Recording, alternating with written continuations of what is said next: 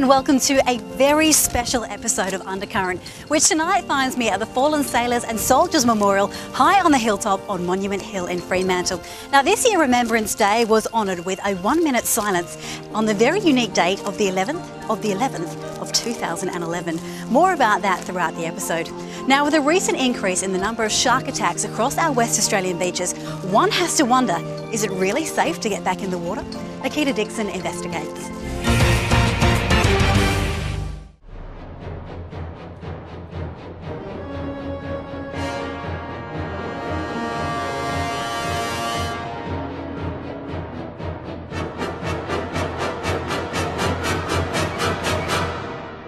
The WA population has been tentatively returning to the beach after a spate of fatal shark attacks over the past 2 months.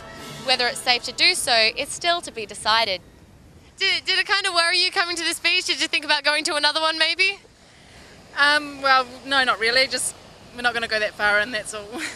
I prefer to don't think about this, you know. Yeah, so you're just not going to worry about it, you're just going to go in there and hope for the best? Just swim, but not too far, It doesn't stop me going in for a surfer, but from a professional point of view, we advise people to take caution. My wife's told me that I'm not allowed to go in the water. Well, it's obviously it would be a slight concern, but I mean, you're still going to get in the water, I suppose, aren't you? Yeah, if you're concerned, don't go swimming.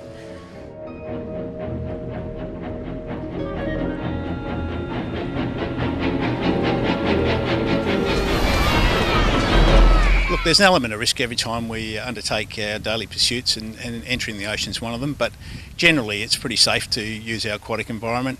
There's a low risk of encountering a shark, and as we know, the attacks by a shark are very rare. In actual fact, it's probably a little bit more risky jumping in your car every day or getting on an aeroplane. There's always an element of risk in whatever we do, and I think people appreciate that. Is there something they can do if they really want to go swimming? Should they try and sort of keep to shore or keep around people? Or Yeah, look, as you know, statistics would say that early mornings, evenings, and cloudy days are sort of good times not to go swimming. But don't drive if you really get concerned, because there's more chance of getting hit by a car than there is of anything else. If You're at the beach and it's patrolled, swim between the flags. Don't go too far out. Don't swim around, large schools of fish that might attract large predators. So if people just follow common sense and the safety tips and the advice of Surf Life Saving WA, particularly on patrolled beaches, then I think it's generally a safe environment. our records show that there's only one person per year that's been attacked by a shark, a fatal attack by a shark in the past 50 years. However, we've had 3 in just the past couple of months in close proximity as well. Can you guess at why that might be? Look, we can't speculate. The government's addressing that frequency by increasing the Surf Life Saving WA helicopter service, and that now operates every day from here in right up until the end of April. They're also going to implement Surf Life Saving WA managed helicopter services into the southwest to give the people of the southwest and around the Capes area a bit more confidence in terms of early warnings. So all of those things should encourage people to feel a little bit safer using the aquatic environment. Do you think you'll ever go back in there? Yeah. I mean, waiting to hear on. I suppose we'll hear on the radio or TV at some stage whether it's all clear, whether they've caught the shark, or whether it's just everything's okay. We took a decision with government to take that shark that could have been responsible for that tragedy at Rottnest, but that doesn't mean we'll do that every time. I mean, every shark sighting is treated as a case-by-case basis. The risks associated, for instance, if there's a shark 5 or 6 nautical miles out to sea, we wouldn't consider that a risk if there's no people around. If the beaches are cleared and there's no risk to human life, then we may not take that action, but we reserve the right to. That right and that ability to do so has been in place for over 11 years now. So whilst that's an option, it's an extreme option and it'll depend on the circumstances. You can't really go out and sort of go after one shark because there's lots of shark, and I mean, really we're not supposed to be in the water in the first place, so it's their territory. You could look at it a couple of ways, I suppose. Like, obviously, if you want to keep the beach for the people cutting around, then yeah, but at the same time, it's the shark's environment, and it's not really very fair, I don't think, no. I don't think we should be killing sharks. It's sharks' domain.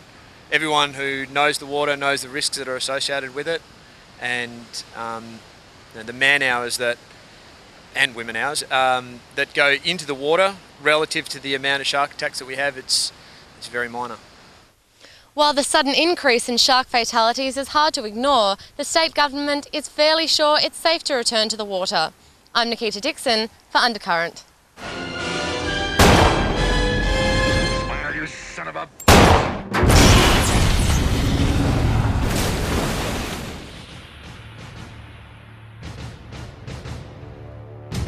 I'll be back.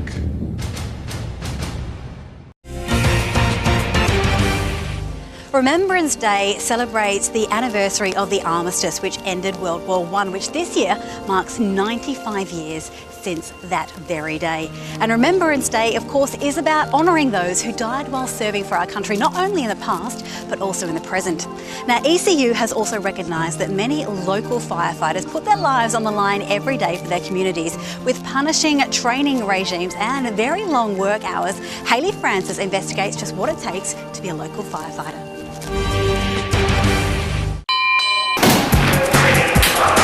Jump in a second suit. Firefighters. They have just 7 minutes to gear up and rush to rescue. There is no time for fear. They put their lives in danger for the good of others, each and every day. There are thousands of incidents that we turn out to. Bushfires alone and scrub fires, there's more than 6,500 of those a year that firefighters go to. And of course, put on top of that urban fire, where we've got houses and factories that catch on fire, vehicles that catch on fire. For FISA, it's a job where no 2 days are ever the same. You never know what's going to come next, be it a fire, be it a road crash, be it a hazardous chemical spill. It's just unknown, so every night's different. Aiming to prevent, prepare for, respond to and recover from, these heroes are the first on the front line when disaster strikes. Sirens, yellow suits and helmets, big red trucks and heavy-duty hoses. This is what you normally hear and see when firefighters set out on a mission. But have you ever wondered what happens before the siren sounds? What the lifestyle of a firefighter is actually like? We went inside the Perth City Fire Station to find out what exactly goes on. First, it's time to suit up. More than 10 kilos of uniform and equipment, recruits must be physically fit in order to go about their daily duties. There's certainly a need to maintain a fitness level, and I don't think any of us would mind that as part of our lifestyle. And certainly on the job, firefighters get an opportunity to work on their fitness level. 13 weeks of intense training teaches firefighters how to cope with the pressures that come with the job, such as claustrophobia. It was pretty full on. You had to wear a BA set, which I think you guys have seen, with a mask on, which is blacked out so you can't see anything either, and they send you through the tunnel.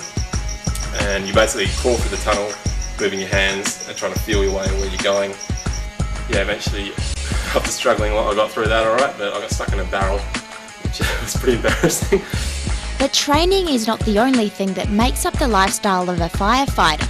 There are chores to be done and exams to complete.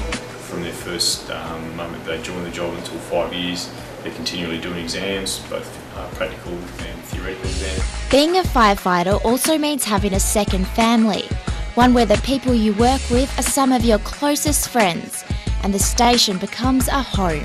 We live together, cook dinner together, watch movies together, go to the gym together, everything. 33 metres high. And in the good hands of these firefighters, I was lucky enough to test my fear of heights and see firsthand an aspect of what these heroes do. If someone wants to join the fire brigade, they'll join as a recruit firefighter. The selection process is fairly strict, but it also means having to work 2 days, 2 nights, and then 4 days off. It's a great choice for people who've got the right mindset and the right physical attributes. You can see recruit firefighters as young as 18, 19. So what is the best thing about being a firefighter? Best thing about my job, definitely the people to meet. Being at work is awesome. Oh yeah, best job in the world.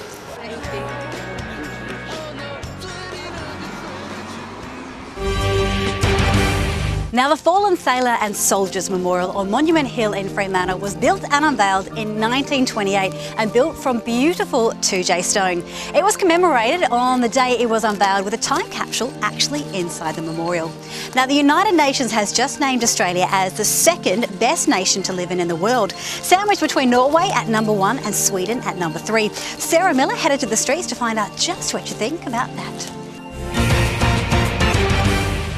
According to a recent survey by the United Nations, Australia ranked as the second best nation to live in the world.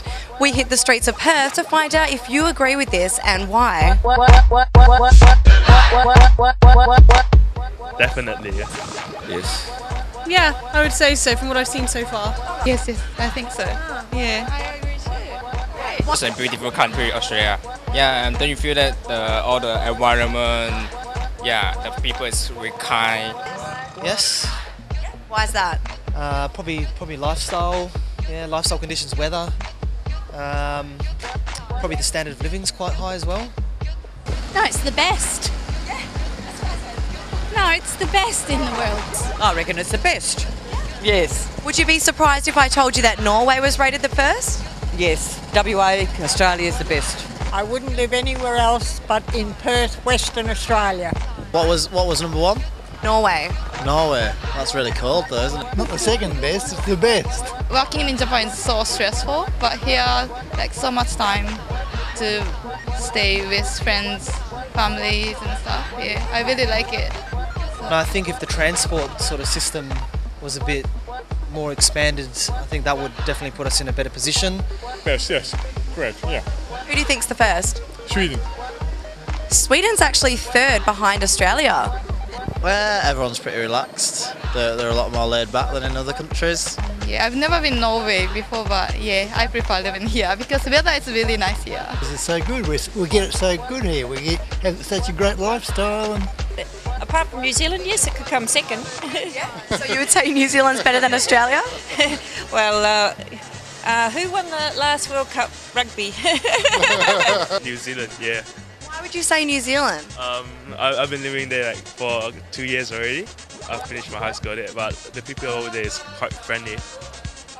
More friendly than Australia? Yeah, like especially the Maori and the Samoa people. Yeah. The weather sometimes is better when it's cool.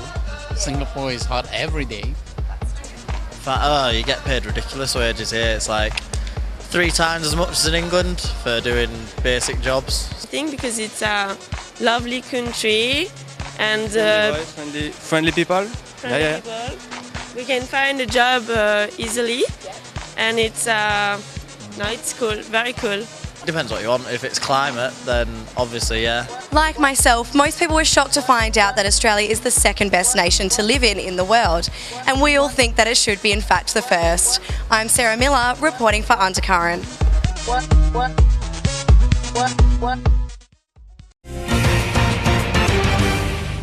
Now, this site, most commonly known as the Fremantle War Memorial, is set on 11 acres of beautiful gardens and spoils its visitors with 360-degree panoramic views, including Garden Island, which according to this plaque is just 18 kilometres that way. Join us after the break for more on Remembrance Day and of course more Undercurrent here on WTV Channel 44. Undercurrent, sponsored by John Hughes in Victoria Park. Choose your station before you choose your program. Absolutely.